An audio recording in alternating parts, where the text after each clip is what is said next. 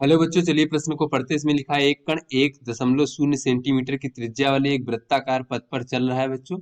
तो इसकी चाल u जो है समय के साथ बदल रही है। तो चाल का मान u बराबर 2.0 t है, जहाँ t का मान सेकंड में तथा u का मान सेंटीमीटर प्रति सेकंड में है। तो t बराबर 1 सेकंड पर कण के त्वरण का परिमाण ज्ञात करना है बच्चों। तो चलिए बच्चों, इस प्रश्न की मूल अवधारणा को हम देख लेते हैं बच्चों, इस प्रश्न की मूल अवधारणा में हम देख लेते हैं कि जब कोई भी वस्तु जो है वृत्तीय पथ पर बच्चों इस प्रकार से अगर गति करेगा बच्चों यहाँ पर ये वृत्त का केंद्र मान लेते हैं और ये बच्चों वृत्तीय पथ पर गति करता हुआ हमारा कण है। तो बच्चों हमें पता है कि वृत्तीय पथ पर जब कोई वस्तु गति करता है तो उस पर केंद्र की ओर एक अभिकेंद्र त्वरण लगता है बच्चों, और ये अभिकेंद्र त्वरण का मान होता है v का वर्ग भागे r। और बच्चों v क्या है, ये बच्चों उस समय जो उसका वेग का परिमाण है बच्चों वो है हमारा, और r क्या है बच्चों, इस वृत्तीय पथ की त्रिज्या है। और बच्चों अगर जो है बच्चों ये हमारी वेग की दिशा है बच्चों इस प्रकार से, तो बच्चों अगर हमारा वेग की दिशा में भी कोई त्वरण है बच्चों तो उसे हम स्पर्श रेखीय त्वरण बच्चों, इसे हम AT से प्रदर्शित करते हैं। तो यहाँ से बच्चों में दिख रहा है कि ये दोनों जो है बच्चों वस्तु का त्वरण अभिकेंद्र त्वरण और स्पर्श रेखीय त्वरण दोनों ही परस्पर अभिलंबवत होते हैं। तो बच्चों ये यहाँ पर इस प्रकार से बच्चों AC होगा। तो इन दोनों का परिणामी बच्चों जो परिणामी त्वरण होगा वो A इस प्रकार से होगा बच्चों, कुछ इस दिशा में। तो बच्चों दोनों ही सदिश राशियां हैं, दोनों ही परस्पर अभिलंबवत है बच्चों। ये हमारा AC है और ये हमारा AT है बच्चों इस प्रकार से।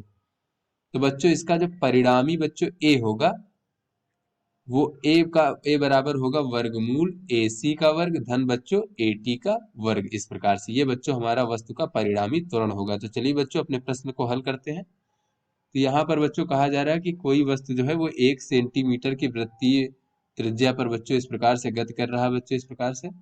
यहाँ पर r का मान दिया गया है 1.0 सेंटीमीटर, और बच्चों इसका जो कण का वेग है वो क्या कहा जा रहा है कि समय के साथ जो है परिवर्तित हो रहा है बच्चों, और ये u का मान दिया गया है 2.0 t। तो बच्चों t के साथ साथ परिवर्तित हो रहा है। तो यहाँ पर बच्चों देख लेते हैं कि t बराबर 1 सेकंड पर इसका परिणामी त्वरण ज्ञात करना बच्चों। तो ये हमारा इसका अभिकेंद्र त्वरण हो गया। तो बच्चों अगर हम अभिकेंद्र त्वरण ज्ञात करें बच्चों तो t बराबर 1 सेकंड पर जो इसका वेग v होगा बच्चों ये हो जाएगा 2.0 गुणे 1, और बच्चों ये हो जाएगा 2.0 सेंटीमीटर प्रति सेकंड।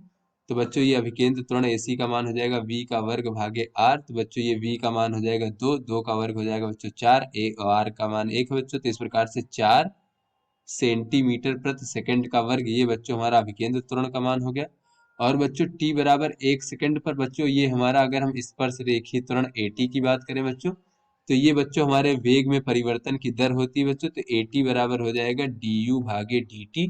तो बच्चों इसका मान हमें प्राप्त हो जाएगा 2.0 सेंटीमीटर प्रति सेकंड का वर्ग, इस प्रकार से। तो यहाँ से बच्चों ये अभिकेंद्र त्वरण और स्पर्श रेखीय त्वरण का मान हमें ज्ञात हो गया, दोनों बच्चों परस्पर 90 डिग्री पर होते हैं। तो बच्चों परिणामी त्वरण देख लेते हैं। कण का परिणामी त्वरण बच्चों दोनों 90 डिग्री पर है। तो A बराबर हो जाएगा वर्गमूल AC का वर्ग धन AT का वर्ग। तो बच्चों ये वर्गमूल AC का मान बच्चों 4 सेंटीमीटर प्रति सेकंड और AT है 2। तो बच्चों ये 4 का वर्ग हो जाएगा धन बच्चों 2 का वर्ग।